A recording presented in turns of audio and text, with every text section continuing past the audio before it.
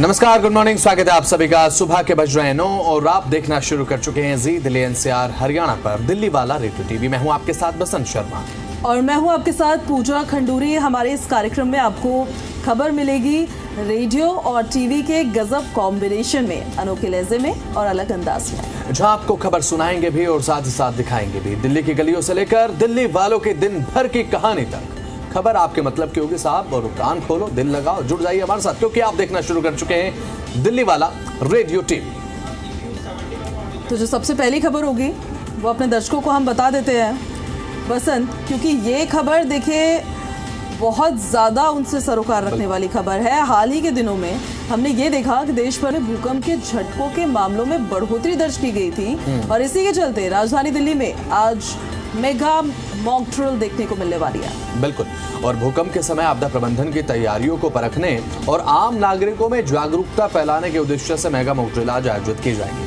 Basically पूजा अगर बात करें तो मॉक ड्रिल का ये मतलब है कि जब भूकंप आता है या फिर बाढ़ जैसी स्थिति हो जाती है, उस समय आपको क्या करना चाहिए और क्या नहीं करना चाहिए, आपके एक्शन उस समय क्या होने चाहिए। अगर भूकंप आता है तो आपको किस तरीके से रिएक्ट करना है, बिल्डिंग से बाहर आपको किस तरीके से निकलना है, घबराना नहीं है। अगर आप बिल्डिंग के अंदर हैं, बाहर निकलने का समय आपको नहीं मिलता है तो बिल्डिंग के अंदर आप क्या कर सकते हैं। और साथ ही ये भी जानकारी दे दी कि जो मॉक ड्रिल है वो सभी 11 जिलों में राजधानी दिल्ली में 55 जगहों पर आयोजित की जाएगी। और इस अभ्यास का मुख्य जो उद्देश्य है वो लोगों को आपातकालीन परिस्थितियों में जागरूक करना है कि सही प्रतिक्रिया, आपके सही एक्शंस जो है वो क्या होंगे। पूजा बहुत जरूरी इसलिए है क्योंकि हाल फिलहाल में हमने देखा कि हरियाणा के ऐसे कई जिले थे जहां पर भूकंप की स्थिति बनी।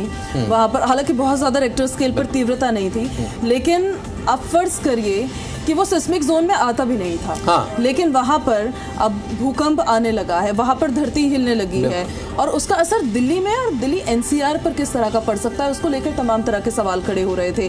दिल्ली में स्पेशली एनसीआर की अगर हम बात करें, ग्रेटर नोएडा की बात करें, हाई राइज सोसाइटीज है यहाँ पर। हाँ, इतनी ऊंची ऊंची बिल्डिंग्स है कि कभी भूकंप आए तो आप सोच सकते हैं कि अगर ज्यादा पैमाने पर आ जाए, तीव्रता ज्यादा रह जाए तो क्या स्थिति बन सकती है। इसीलिए बहुत जरूरी है कि हमारे दिल्ली एनसीआर इवन पूरे देशवासियों को, सभी लोगों को ये पता होना चाहिए अगर भूकंप की स्थिति आती है तो आपको क्या करना है, आपको क्या नहीं करना है। आपको पैनिक बिल्कुल नहीं होना है। वो हम लगातार अपने दर्शकों को बताते भी है। मॉक ड्रिल के दौरान जो होने जा रही है उसको लेकर आपको बता देते हैं कि जो एनडीआरएफ है और एसडीआरएफ है और सुरक्षा बल है, जवान है, दमकल विभाग है, पुलिस है, सब आपकी सेवा में तत्पर रहेंगे। स्वास्थ्यकर्मी सक्रिय रूप से इसमें भाग लेने वाले हैं। ऐसे में देखिए आपको क्या करना है, ये आपके लिए जानना बेहद जरूरी है। बिल्कुल, जैसा कि पूजा अभी आपने हमारे दर्शकों की जानकारी के लिए बताया, नोएडा, दिल्ली, गुरुग्राम, एनसीआर का जो इलाका है पूजा, ये अर्थक्वेक के नजरिए यानी भूकंप के नजरिए से देखें तो हाईली सेंसिटिव जोन में नहीं आता है। उसके बावजूद भी पिछले कुछ दिनों में, पिछले कुछ महीनों में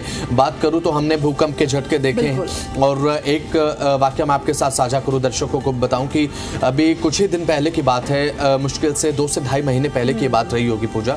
और भूकंप की तीव्रता राजधानी दिल्ली में एपिसेंटर था उसका और 5.7 की तीव्रता का भूकंप रहा होगा। मुझे खुद ये रियलाइज हुआ कि जो बिल्डिंग है वो हिल रही है। मैं तुरंत जो है अपनी बिल्डिंग से बाहर निकला और साथ ही जो पंखे हैं वो बिल्डिंग्स में हिलते हुए नजर आ रहे थे।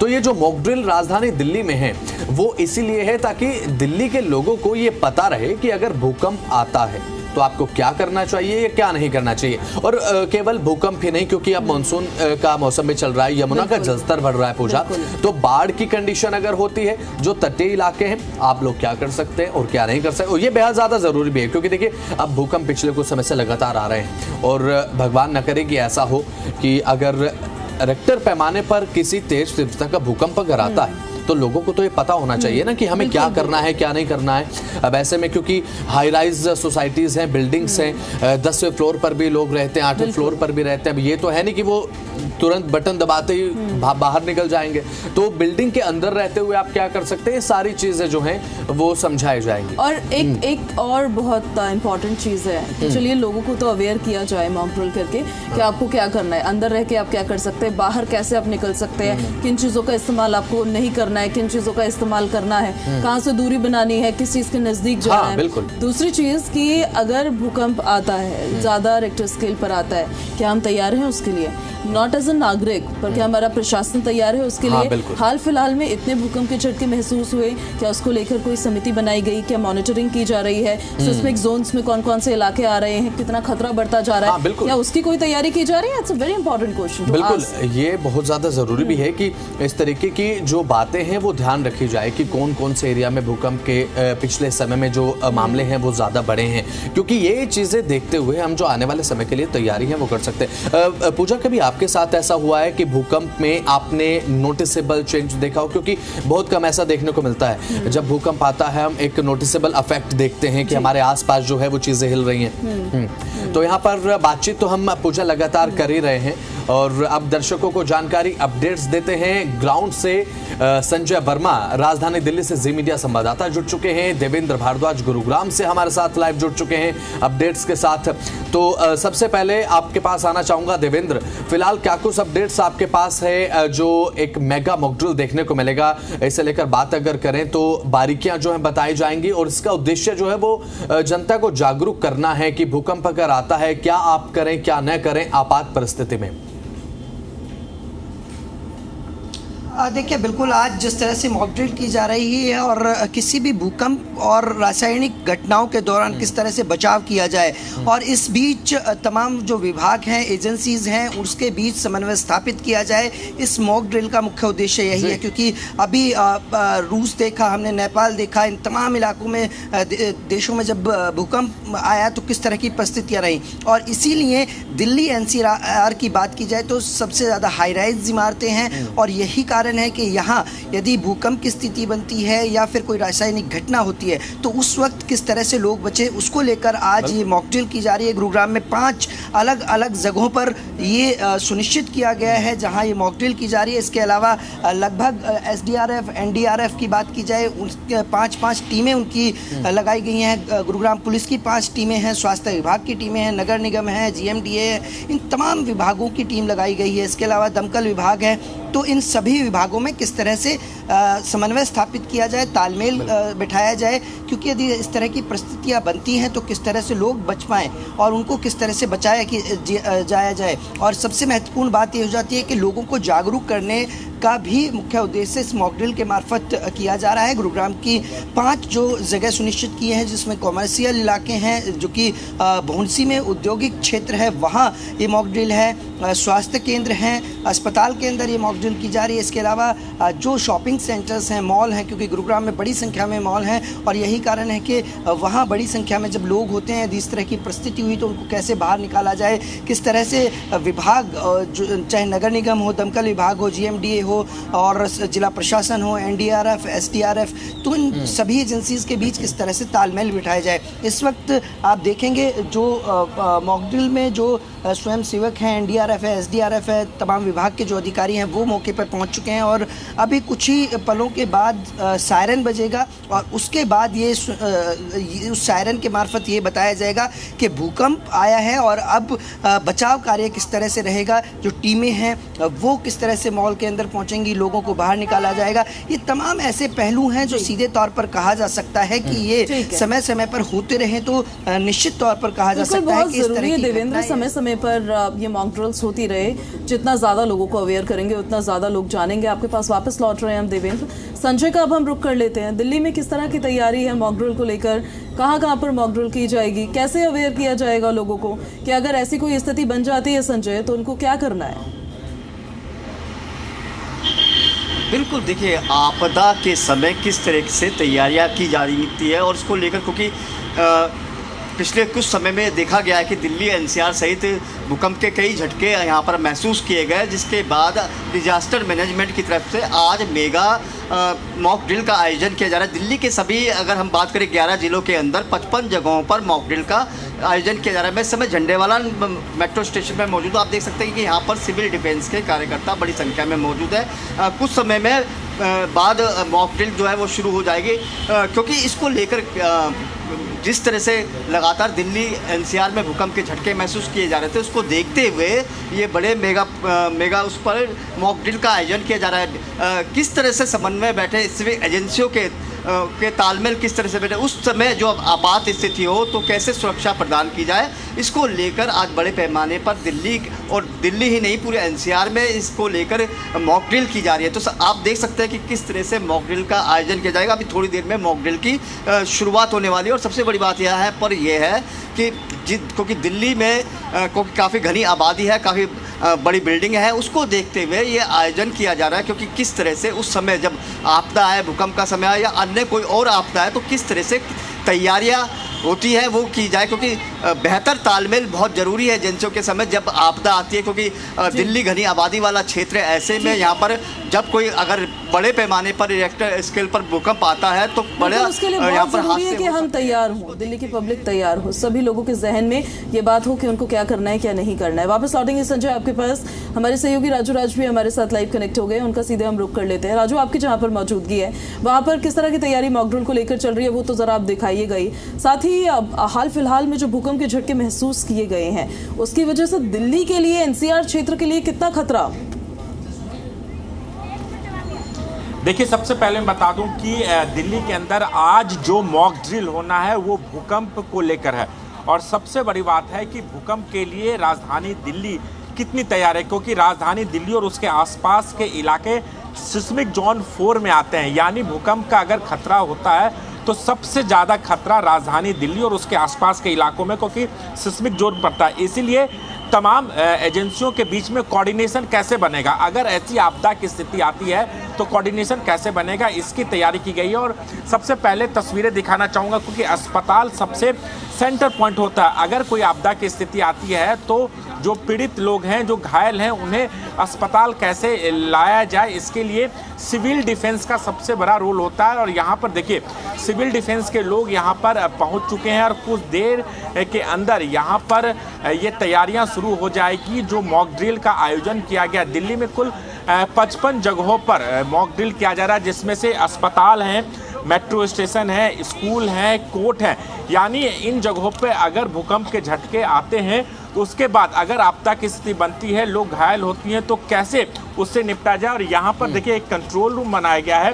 तमाम जो लोग हैं सिविल डिफेंस के लोग यहाँ पर पहुँचेंगे और यहीं पर से असेंबल होने के बाद जैसे ही सायरन बजेगा उसके बाद ये लोग एक्टिव हो जाएंगे। और तमाम जो पेशेंट आते हैं, यानी मॉक ड्रिल के हिसाब से जो पेशेंट आएंगे, यानी आपदा की स्थिति में जो पेशेंट आएंगे उसको कैसे कोऑर्डिनेट कर उन्हें तुरंत जो मेडिकल की सुविधा मुहैया कराई जाए, उसकी ये तैयारी है। और इसके लिए डीडीएमए ने एक पूरी तरीके से एक तैयारी की है, जिसकी वजह से ये तैयारियां आपको यहाँ पर नजर आएंगी। चलिए ठीक है, बहुत बहुत शुक्रिया आप सभी का, आप जुड़े और साथ ही तमाम जो जानकारियां हैं वो आपने दर्शकों तक पहुंचाई।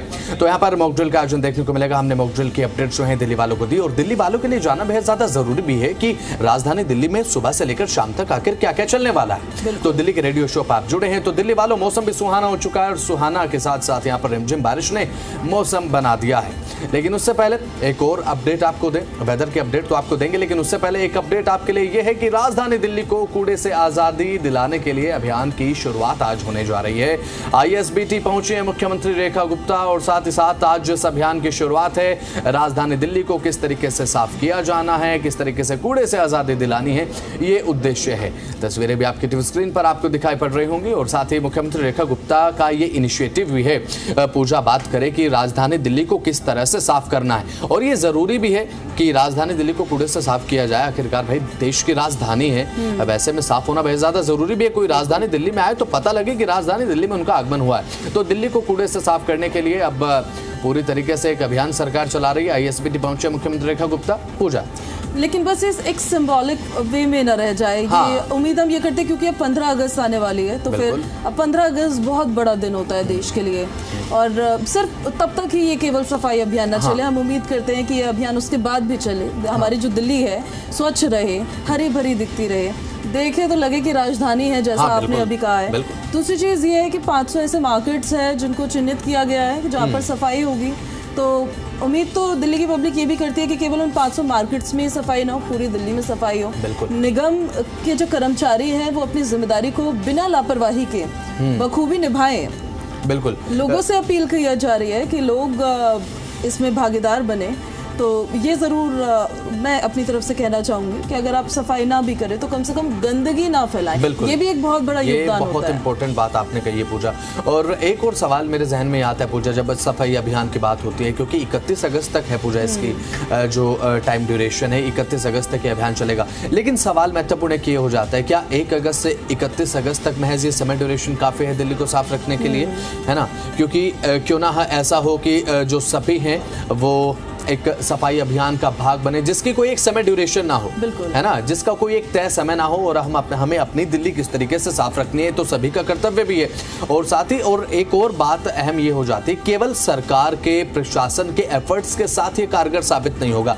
दिल्ली वालों को अपनी रिस्पॉन्सिबिलिटी समझनी होगी, क्योंकि हमें अपनी दिल्ली साफ करनी है। ऐसे में मेरी रिस्पॉन्सिबिलिटी भी हो जाती है, मेरी सहयोगी पूजा की रिस्पॉन्सिबिलिटी भी हो जाती है, और साथ ही जो आप हमें इस समय देख रहे हैं, आपकी भागीदारिता बेहद ज्यादा जरूरी है, क्योंकि सरकार कोई भी कदम उठाती है उसमें आपकी जन भागीदारिता बेहद ज्यादा जरूरी हो जाती है। आपकी भागीदारिता के बिना ना तो सरकार का फैसला कुछ है और ना ही सरकार की तरफ से उठाए गए किसी भी कदम की कोई अहमियत, क्योंकि अगर आप सहयोग नहीं करेंगे तो वो चीज कारगर नहीं होगी। तो इसलिए आपको अपना योगदान इसमें जरूर देना होगा।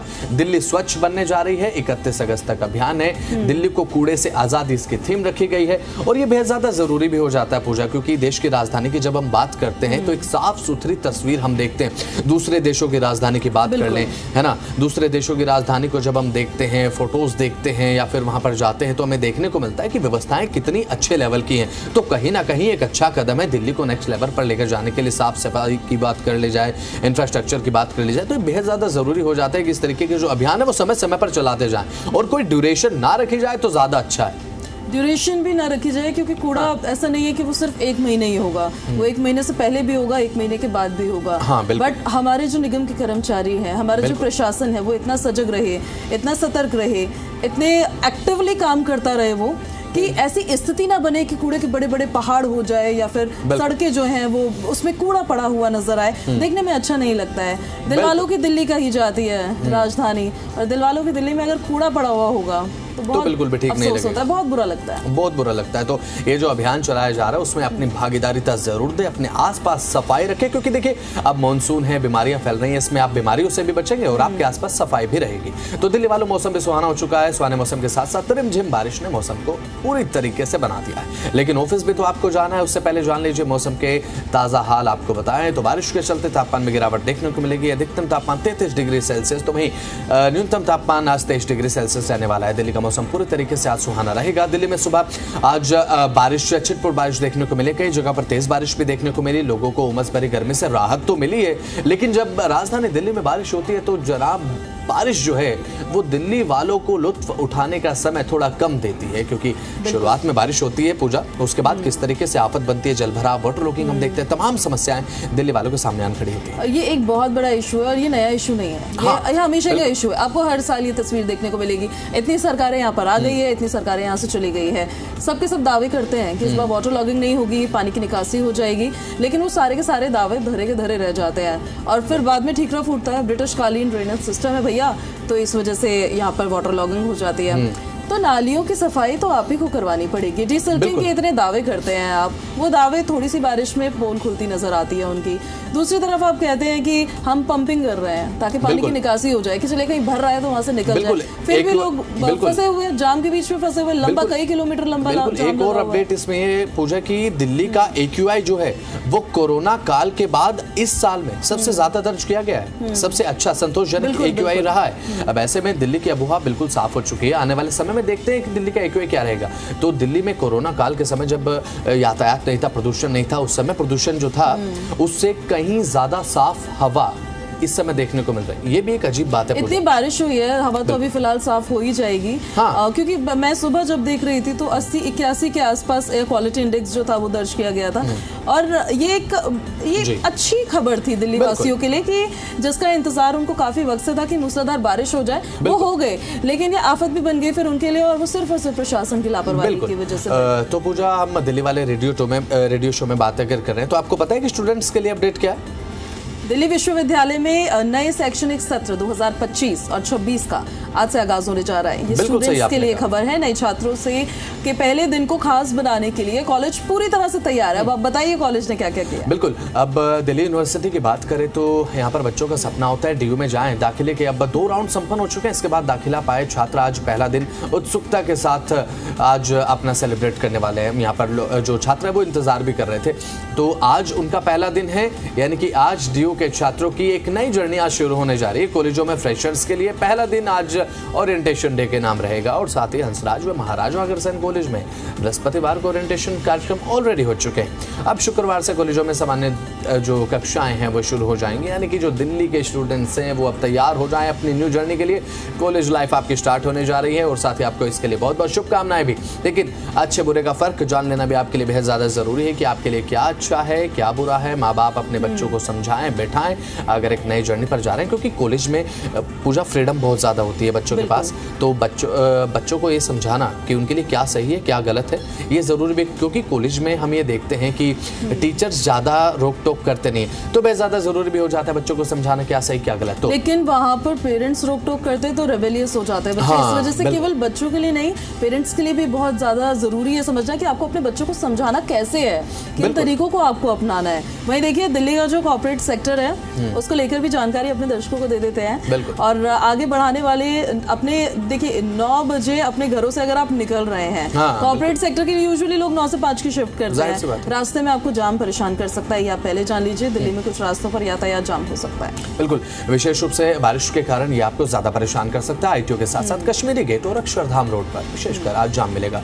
अगर इन रास्तों से आपका जाना हो तो आप थोड़ा संभल कर चलिएगा और साथ ही अपने साथ ज़्यादा समय लेकर चलिएगा, क्योंकि राजधानी दिल्ली में जनाब कुछ इस तरीके से दिल्ली वालों का रूटीन भी रहता है कि जाम से पहले जाम का समय निर्धारित करके लोग घरों से निकलते हैं। जब मैं निकलता हूं तो जाहिर सी बात है पूजा, मैं तो 10 से 15 मिनट जाम के मानकर चलता हूं, क्योंकि ऑफिस से मेरा घर ज़्यादा दूरी पर है नहीं। तो कम से कम अगर 15 मिनट का मेरा रास्ता है तो मैं 25 मिनट लेकर चलता हूँ, क्योंकि जाम के नाम भी कुछ समय बनता है। क्योंकि दिल्ली में हम रहते हैं, भीड़ भाड़ वाला इलाका है, जब तक ट्रैफिक जैम में आप ना लगे तो आपको लगता ही नहीं कि आप दिल्ली में काम कर रहे हैं, फिर दिल्ली में रह रहे हैं। पूजा, जाम के साथ लॉयल्टी बहुत जरूरी है और वो सभी निभाते हुए भी कहीं ना कहीं नजर आते हैं। और जो नहीं लॉयल्टी जाम के साथ निभाता है, यानी कि जाम के लिए अगर आप समय नहीं निकालेंगे तो वो आपको परेशान भी करेगा। और ये देखने को मिलता है, आप ऑफिस में लेट हो सकते हैं। मेरी पूजा आज जो सहयोगी है आज ऑफिस में कुछ ही मिनटों से लेट होने से बची हैं, अदरवाइज मुझे अकेले शो शुरू करना पड़ता। पूजा, अगर आप टाइम पर आज नहीं आती। बिल्कुल ठीक कह रहे हैं आप। और अब हम पेट्रोल डीजल की बात करेंगे। बिल्कुल, तो बरखुरदार अगर आप ही घर बताइए। से गाड़ी स्टार्ट कर आप निकल चुके हैं या फिर निकलने वाले हैं तो सोच रहे हैं अब गाड़ी में डलवाना है फ्यूल, तो आप बिल्कुल सही जगह पर है। दिल्ली वाले रेडियो टिपे पे आप अब आपको हम बता दें फ्यूल और डीजल के अपडेट्स। तो पहले एक नज़र पेट्रोल डीजल पर भी डाल लीजिए। आज फिर से गाड़ी स्टार्ट करने से पहले एक बार पेट्रोल डीजल का दाम आपको हम दिखाते हैं। नई दिल्ली में आज पेट्रोल की कीमत 94 रुपये 72 पैसे प्रति लीटर है। तो वहीं मैं चाहता हूं कि पूजा, दिल्ली में आज डीजल की जो कीमतें हैं वो आप बताएं। डीजल देखिए, पेट्रोल का तो वैसे ने आपको बता दिया है। डीजल की कीमत 87.67 रुपये प्रति लीटर बताई जा रही है और सीएनजी 76.09 रुपये प्रति किलोग्राम बताई गई है। तो पेट्रोल डीजल देखिए, इसके दाम तो अभी बहुत ज़्यादा ऊपर नीचे होते हुए ऐसा नज़र आ नहीं रहे हैं, स्थिर नज़र आ रहे हैं। अब आप अपने घरों से निकलिए बाहर, डलवाइए अपनी गाड़ी में पेट्रोल और डीजल, दाम देख लीजिए। लेकिन उससे पहले कि कितनी आपकी जेब ढीली होने वाली है। हालांकि आज 1 तारीख है, कल तक लोगों की सैलरी आ गई होगी, जेब भर गई होगी। बिल्कुल, तो अब सैलरी आने के बाद जाहिर सी बात है रिफ्यूलिंग का जो एक प्रोसेस है वो पेट्रोल पंप पर देखने को मिलता है। तो आज पेट्रोल डलवाने के लिए हालांकि मैं गया, जब उस समय 94.72 रुपये पेट्रोल का जब भाव मैंने देखा, तो हालांकि एक ज़्यादा कुछ हैरानी तो हुई नहीं, क्योंकि पिछले 10 दिनों से लगातार पेट्रोल और डीजल टंकी फुल कराई या नहीं? कल सैलरी आई होगी। हाँ, टंकी मैंने आज फुल कराई है पूजा, और सैलरी आई इसीलिए मैंने टंकी आज फुल कराई है, क्योंकि दाम कुछ ऐसे हैं।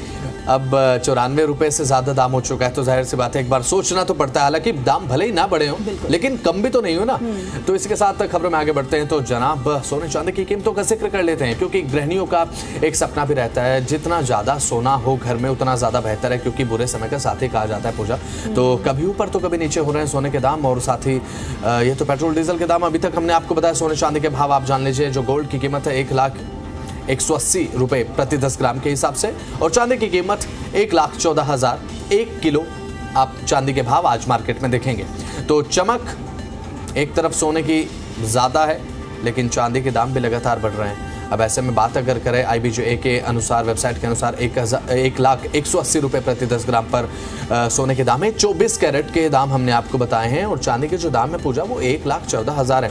लेकिन यहाँ पर एक और बात हम दर्शकों की जानकारी के लिए बता दें और साथ ही साथ आपके लिए एक एडवाइस भी है पूजा, क्योंकि जब हम गोल्ड बनवाने के लिए जाते हैं, गोल्ड की ज्वेलरी बनवाने के लिए जाते हैं, तो अगर आप दिल्ली वाले रेडियो टीवी पर गोल्ड की कीमत 1,180 रुपये आज प्रति 10 ग्राम पर देख रहे हैं, तो आप ये मत सोचिएगा कि ज्वेलरी शॉप पर जाकर आपको 1,180 रुपये की जो कीमत है वो ज्वेलरी पे मिलेगी, क्योंकि उसमें मेकिंग चार्जेस भी होते हैं। तो कहीं ना कहीं आप ये मत सोचिएगा कि इसमें मेकिंग चार्जेस भी इंक्लूड हैं। तो मेकिंग चार्जेस जुड़ने के बाद जब आपके सामने सोने के दाम आएंगे तो उस समय हैरान मत होइएगा, क्योंकि ये 24 कैरेट 10 ग्राम सोने के दाम उसमें मेकिंग चार्जेस एक्स्ट्रा हो जाते हैं। तो पूजा आपको भी हैरान होने वाली बात नहीं है अगर आप ज्वेलरी शॉप पर जाएं, क्योंकि मेकिंग चार्जेस तो इसमें जुड़ेंगे ही। बिल्कुल, जितना ज़्यादा प्राइस सोने का अभी बढ़ गया है उतना मैं तो अवॉइड ही कर रही हूँ कि मैं ज्वेलरी शॉप पे जाऊँ।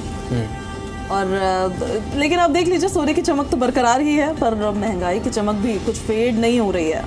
बिल्कुल, अब सोने के साथ साथ महंगाई भी चरम पर है। एक तरफ सोने चांदी के दाम है, दूसरी तरफ महंगाई अपने अलग ही ग्राफ पर लगातार बढ़ती हुई नजर आ रही है। तो आज के लिए दिल्ली वाले रेडियो टीवी में इतना ही। आप अपना बेहद ज़्यादा ख्याल रखें, खुश रहें, स्वस्थ रहें। नमस्कार। इसी के साथ यहीं पर कार्यक्रम समाप्त।